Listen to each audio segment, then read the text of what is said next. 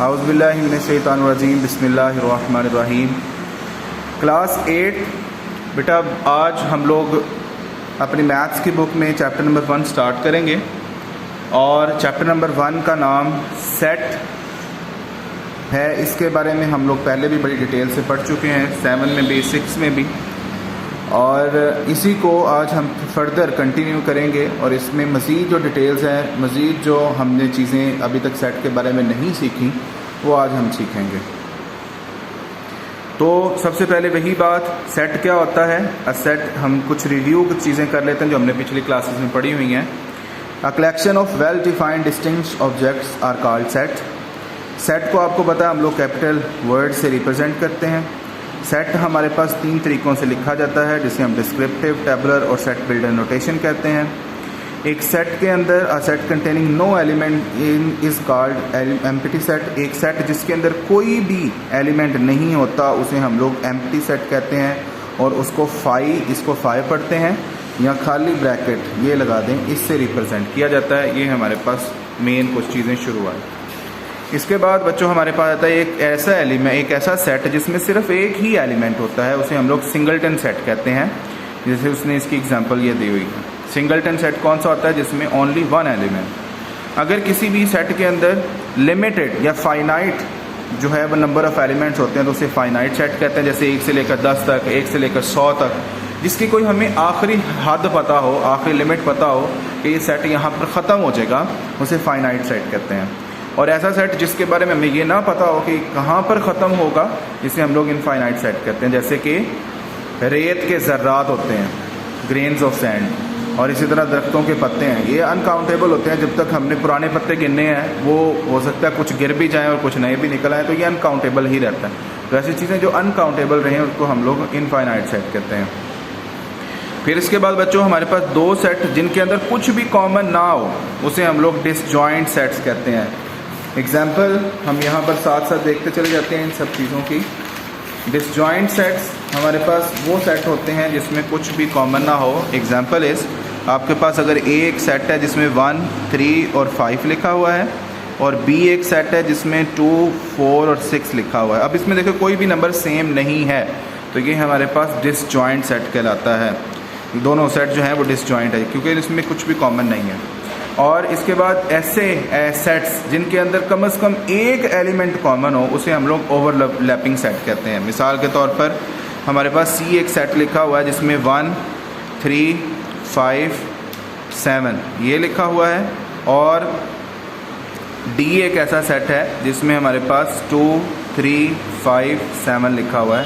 तो इन दोनों में देखें कम से कम ये 3 एलिमेंट जो है वो कॉमन आ रहे हैं। तो कोई अगर ये ऐसा सेट हो जिसमें कम से कम एक एलिमेंट भी हो, जैसे अगर मैं E लिखता हूँ, E में अगर मैं लिख दूँ 2, 4, 6, 8, तो यहाँ पर देखें कम से कम एक एलिमेंट ऐसा है जो कॉमन है। तो अगर एक भी एलिमेंट कॉमन आ जाए तो इसको हम लोग ओवरलैपिंग सेट्स कहते हैं। इसके बाद बेटा हमारे पास a set containing all the elements of sets under consideration in particular problem is called universal set। के हमारे पास एक बड़ा सेट आ जाता है जिसमें सारे के सारे हमारे छोटे सेट्स मौजूद होते हैं जो जिनके बारे में हम क्वेश्चन में सॉल्व कर रहे होते हैं, तो ये हमारे पास यूनिवर्सल सेट कहलाता है। कॉम्प्लीमेंट, अगर हम हमारे सेट में से, जैसे हम यहाँ पर U है, U हमारे पास 1 से लेकर 10 तक एक सेट है। अब ये जितने मैंने ऊपर एलिमेंट्स लिखे हैं A, B, C, D, E, इन सब के एलिमेंट्स U में ज़रूर हैं, तो ये सब का यूनिवर्सल बड़ा सेट है। अगर मैं कॉम्प्लीमेंट लेना चाह रहा हूँ A का, तो मैं क्या करूँगा कि यूनिवर्सल सेट में से A को माइनस कर दूँगा, ठीक है, इसका डिफरेंस फाइंड कर लूँगा, तो ये हमारे पास कॉम्प्लीमेंट सेट्स का निकल आता है। इसको हम लोग इस तरह भी लिखते हैं, इसको हम लोग यूँ भी लिखते हैं, इसका मतलब भी डिफरेंस ही होता है। कॉम्प्लीमेंट को A प्राइम से भी रिप्रेजेंट करते हैं, और A के ऊपर छोटा सा C लिख के ये भी हमारे पास कॉम्प्लीमेंट में ही आ जाता है। तो ये सारी चीज़ें हमारे पास डिस्क्राइब हो जाती हैं। सेट को हमने यहाँ पर कुछ इंपॉर्टेंट सेट्स यहाँ पर लिखे हुए हैं, और पहला जो सेट हमारे पास है वो है नेचुरल नंबर्स का सेट। और आपको पता है ऐसा सेट जो 1 से स्टार्ट और सो ऑन चलता जाए उसे हम लोग नेचुरल नंबर्स का सेट कहते हैं। सेट ऑफ होल नंबर है, अगर नेचुरल नंबर में 0 ऐड कर दिया जाए तो ये हमारे पास होल नंबर्स का सेट कहलाता है। सेट ऑफ इंटीजर्स हैं, अगर हम लोग होल नंबर्स में सब के साथ माइनस का साइन भी लगा के होल नंबर्स में शामिल कर देते हैं ज़ीरो के अलावा, तो ये हमारे पास इंटीजर्स का सेट कहलाता है। यहाँ पर फिर सेट ऑफ रैशनल नंबर, ये आप लोगों के लिए न्यू है, इसकी आप लोगों ने डेफिनेशन भी करनी है। ये इसकी सेट बिल्डर फॉर्म है, ये सारा कुछ आपके पास आएगा याद करने के लिए। The set of the numbers which can be expressed as quotient of two integers. Quotient का मतलब होता है फ्रैक्शन में लिखना, जैसे ये 5/9 लिखा हुआ है, 10/19 आ जाए, किसी भी तरह की फ्रैक्शन जो कि हमारे पास जिसमें डिनोमिनेटर ज़ीरो ना हो, वो हमारे पास क्या कहलाती है, वो रैशनल नंबर कहलाती है। Q इज़ इक्वल टू, इसको Q से रिप्रेजेंट करते हैं, और X such that X is equal to P/Q where P/Q belongs to integers and Q not equal to zero. यानी ये डिनोमिनेटर में कभी ज़ीरो नहीं आना चाहिए, डिनोमिनेटर कभी भी ज़ीरो नहीं होना चाहिए। और इसी तरह हमारे पास सेट ऑफ इवन नंबर्स हैं। आपको पता है कि ऐसे नंबर जो 2 पर डिवाइड हो जाते हैं एग्जैक्टली डिविजिबल बाय 2, तो ये हमारे पास सेट ऑफ इवन नंबर्स कहलाता है।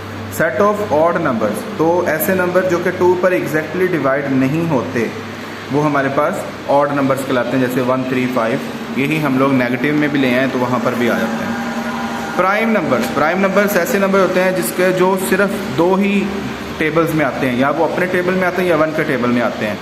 The set of natural numbers having only 2 distinct factors 1 and the number itself is called set of prime numbers. एक बात यहाँ पर गौर रखें कि प्राइम नंबर कभी नेगेटिव नहीं होते, ठीक है। ये सारे के सारे जो होते हैं नेचुरल नंबर्स होते हैं, जितने प्राइम नंबर्स होते हैं। तो ये हमारे पास यहाँ पर हमने ये सेट उसने लिख भी दिया।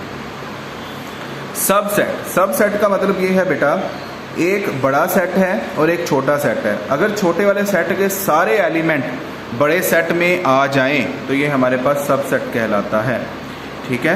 1, 2, 3 यहाँ पर एग्जांपल लिखी है, और 1, 2, 3, 4, 5 ये हमारे पास, ये ए सारा का सारा इसमें बी में मौजूद है, तो ये हमारे पास ए सबसेट है बी का। सबसेट के लिए हम लोग ये सिंबल इस्तेमाल करते हैं। यहाँ पर 2 सिंबल्स हैं।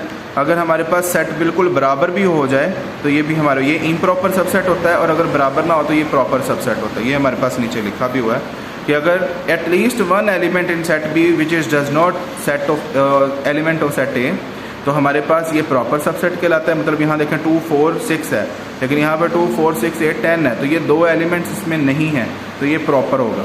लेकिन अगर इधर भी 8 और 10 आ जाता तो ये हमारे पास इम्प्रॉपर सबसेट्स कहलाते हैं। ये नीचे उसने यहाँ पे बताया कि ये इक्वल भी होते हैं आपस में, और ये नीचे एग्जाम्पल भी।